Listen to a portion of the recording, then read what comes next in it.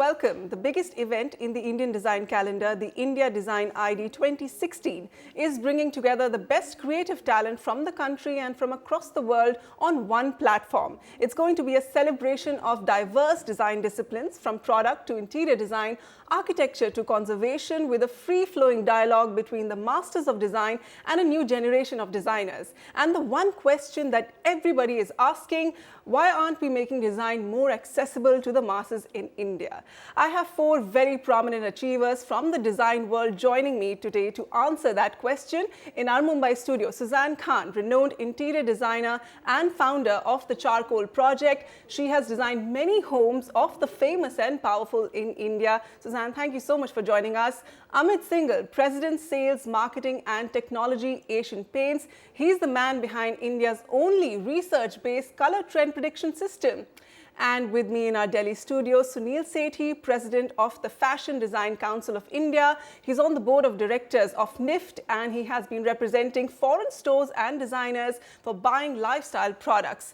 Through Sunil Sethi Design Alliance, he's working with many designers for product design. And also with us, Sunita Kohli. She is the president of K2 India, chairperson of the School of Planning and Architecture in Bhopal. She's a Padma Shri, and she is an architectural restorer known for her work on the Rashtrapati Bhavan, the Prime Minister's Secretariat, the British Council, and many hotels in Egypt. A warm welcome to you all. Okay, so we're asking, should design be made more accessible to Indian masses? Sunil, coming to you first, do you think there's a dire need for mass education about good design in India? Absolutely. And that education starts from school and college. So I feel that it's really important. So every educational institution I go to, I insist that a lot of emphasis should not just be given to fashion, it should also be given to design. So there are many courses now available for product design, for example, in different institutions everywhere. There are lots of institutions now who are only teaching only about design, and the fact that India Design has opened its door to masses now. So good design to me could be the fact that the teapot which is there, that no tea spills outside. A fork should be properly balanced. The chair when I go home should be that one chair which I feel the most comfortable in. But how do masses go and experience that? In the number of stalls that we have at India Design, there are so many different participants. There are young designers, there are established interior decorators, there are architects, there are different people. And what is India Design doing?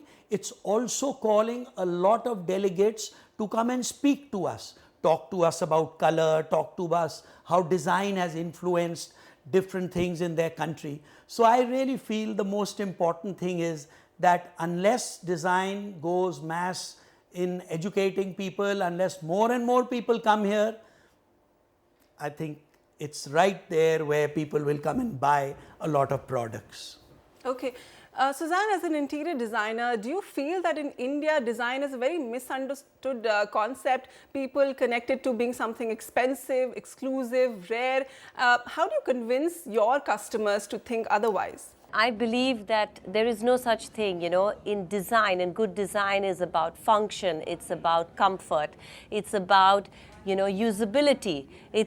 There are 3-4 very important aspects that a designer, and importantly in most of our schools today, they do the emphasis on making the design very unique to function, form, and the comfort part of it. So if a product is put together with good materials, the price doesn't have to be crazy. And that's where I think that when we go into 2016, as a designer and as a retail store owner, I want to move towards a better product at a better price.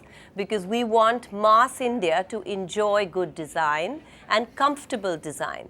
And it's not about only spending very expensive on the, the high end. You can get it in an affordable way and at a great price. Sunita, Sussanne just made a mention of also function. Now, Indian masses, we know they all seek function before design.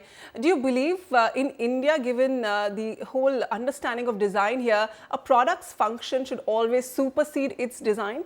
In a country such as ours, which has had effortless design, it hasn't required people like my baradri of designers to come and design to try and teach what is good design. There has been effortless good design here, which has happened here for generations. But most of our designers and architects look to the West, and that is where I think the major disconnect is happening. Right. So once that is bridged, which I hope that forums like India Design will help to bridge, I think that is where we can move forward. Okay. Amit, for a mass consumer brand like yours, Asian Paints, how important is design as part of your brand philosophy? How do you communicate that to your consumers? What we try to do is that we try and kind of look at design very strongly from the point of view of, how it comes and how it kind of inspires the people. Because according to me, design is something which is heartfelt, and it is something which is so strongly dependent on form, sensibilities, contextualization, and so on and so forth. And therefore, for us, we need to kind of see what kind of design appeals what strata of customer. And therefore, we strongly believe in segmentation in terms of how we look at consumer, and we align our designs in such a manner that we are able to kind of appeal to various segmentations which are available, because we need to kind of appeal to the sensibilities of that segmentation very, very strongly how it comes. And therefore, for me, it is definitely design is mass, and it is the way you kind of take it, the way you position it, the way you contextualize it. I think that is very, very important in terms of how it works for us. Okay. Amit, Asian Paints did something very interesting recently. You collaborated with Sabyasachi Mukherjee to come out with handmade wallpapers. How did that experiment work? What was the response from the market? Today, the current market in terms of what it was speaking was just imports which was happening from Europe and US. What we did decide in terms of what we have been doing in India Design as well very strongly, we decided to bring the India into the whole design to that extent. And when we speak of India, what better than a brand called Sabyasachi, which comes into play in terms of what we did. And we really looked at inspirations coming from Ranthambore, from Varanasi, from Jodhpur, from Kashmir. And we just took the crafts, the traditional crafts, and kind of tried to weave that in the design very strongly, set it in a slightly modern context in terms of how it kind of looks. And I think the output was something which was ravishing in terms of what it came out. And the response has been just phenomenal, so much so that now we are going for a series 2 in terms of what we are looking for, a second collection which is going to come out. We are in a land which has, an umpteen amount of this, high-end and at the same time rustic, raw materials. And I think that every designer and every, we have it all here. So, like, to go anywhere out is sometimes foolish, because normally most of them make it here and then they just take it over there. So I think over the years as a designer you come to understand that what exactly are we living and what is surrounding us, and also the feedback from the people. So yes, you can give them a bit of the European or the American or a kind of like a touch which is the Eastern world, but definitely predominantly it should be something that is born here. So on that note, we'll just break in for a short breather. We'll still have these amazing design experts with us when we return in just a bit to India Design ID 2016.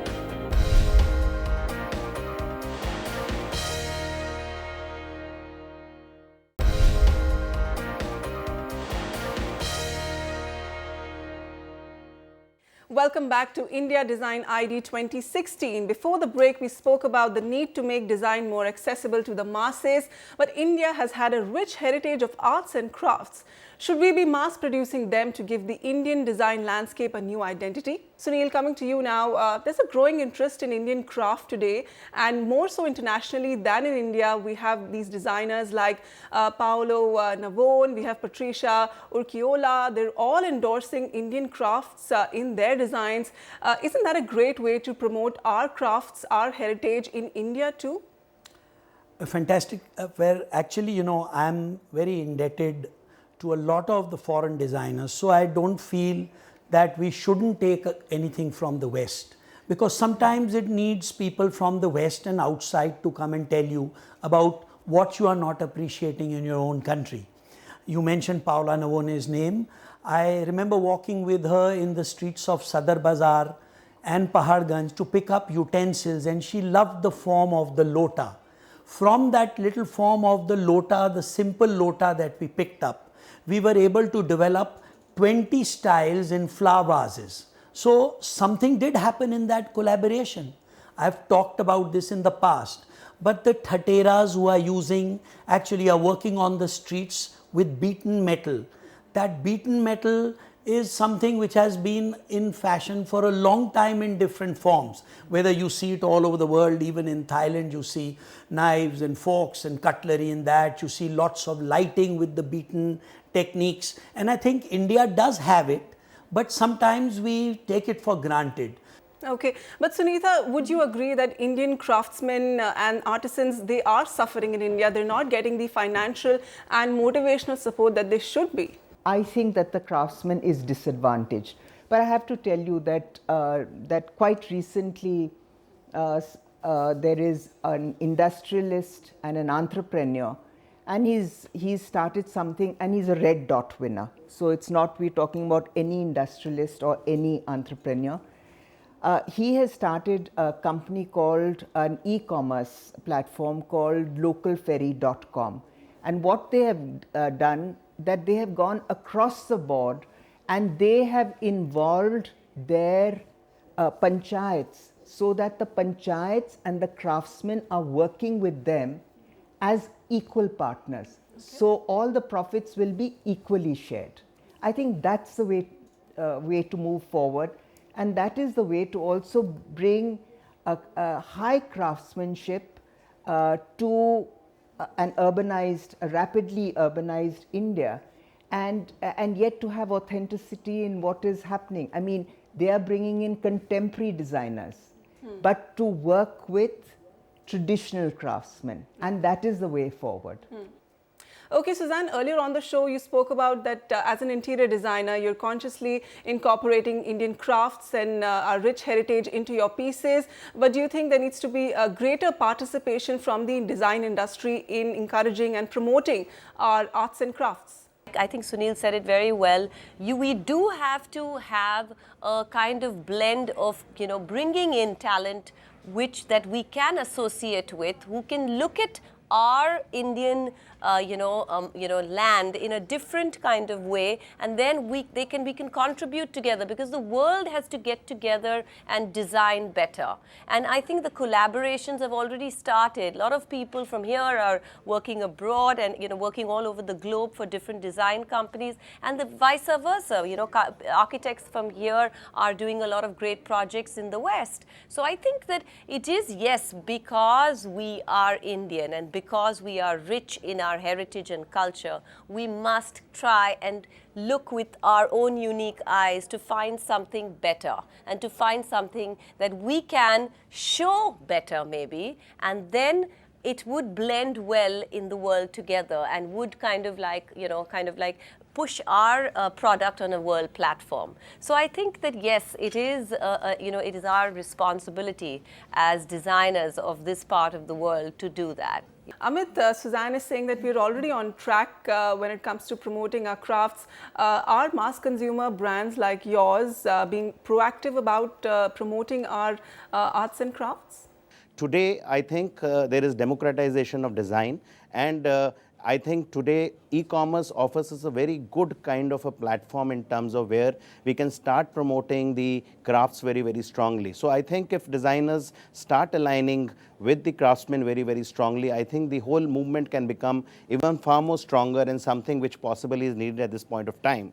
As far as brands are concerned, we will continuously kind of treat craft as something which is a very strong source of inspiration in terms of what we will take and try to popularize them and like look at in terms of how we kind of inspire our set of customers with what the Indian traditional crafts is all about. Sunil, you work a lot with the young design talent of India. You work with students. What message would you have for them? I think the Ministry of Design, in their strategic plan for 2011 to 2016, came up with one finding that there is a lot of skill deficit.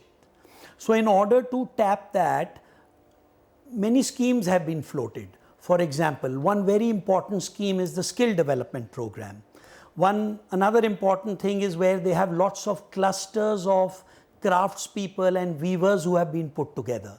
The student and the educational institutions have to make it a very strict rule that it's not only a formality to go to these clusters and work for 10 days and make a report. They need to document it properly, and even when the student finishes their design course, they need to move forward and work with the artisans to contemporize whatever they've learned, to see how they can improve their design. I think that is one very important key thing that they should do. The second thing is that it's all about learning, and like Mr. Syngle has just said, that e-commerce and e-learning is what it's all about. There is a site here, for example, which is called done by Craft Revival Trust. There are 7 million hits in a year on that. But how many Indian students tap onto it? A very handful. So what I'm trying to say is that when we already have homegrown places where people can go in and learn, I think that's not happening. So the e-learning has to be more important for them, and also going back and giving back, and after their education, working with these craftsmen is what it's all about. I think there's a wide gap between what is perceived, what is good for craftsmen or for the craft industry, and what is actually happening on the ground. And and even there are words that are so misunderstood, like for instance the vernacular. And why I say misunderstood? Because it's completely thought of as, it has to be very artsy, crafty, and it has nothing to do with contemporary design, which is not true at all. And to bring this, there's a whole question of awareness.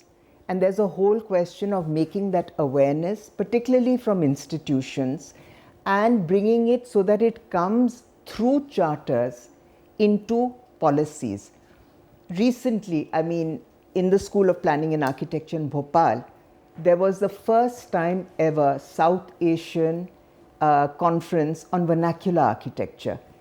Now, these sort of things, and a charter has come out. So when the vernacular, which includes all building crafts, but building crafts which they are not part of mainstream education in architectural schools. I think this is where things need to change, and change drastically, because even our own history of architecture, we all designers, we all architects, whatever we are doing, we have always understood a history from a Western prism. And towards that, more and more efforts that are being made, like to write, again, the first time ever history of architecture, but from the indigenous perspective. Okay. So I think we will get to understand ourselves, our country, our pluralities in designs much, much better, and we move forward much more confidently. Okay, wonderful. On that note, we'll bring this special feature on the India Design ID 2016 to a close. Sussanne Khan, Amit Syngle, Sunil Sethi and Sunita Kohli, thank you so much for making time for this. And to all our viewers, keep watching NDTV Prime. Goodbye.